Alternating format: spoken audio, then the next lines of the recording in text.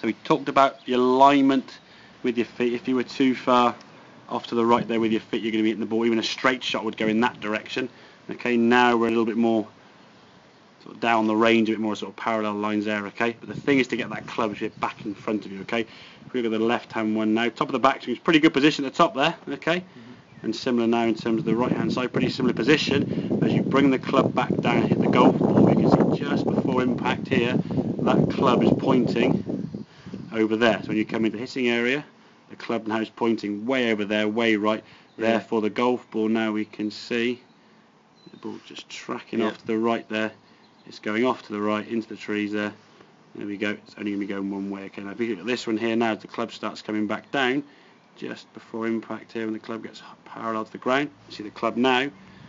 Okay, a lot more to target. So the club now comes in a lot more to target. That's when you hit the golf ball.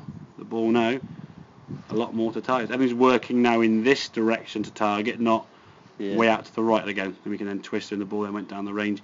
On occasions though, if the golf ball is ending up doing that, it's the club face as the golf ball is struck is pointing in this direction. Okay, so the face is out to the right slightly, which could be a little bit tighter in the grip and just twisting the club sort of open slightly, or not allowing that club sort of freely square up. And as a result of the club face pointing out to the right and your path being towards target, that gap between those two lines creates left to right spin. And the bigger the gap is, the more spin you create.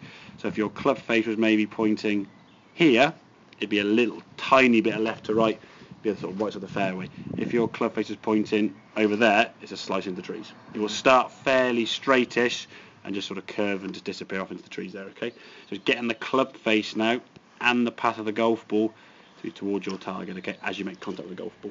All right, but try in some ways. The feeling for you at the moment is everything now is working around to the left there, because what you're used to doing is swinging the club from the inside out to the right there.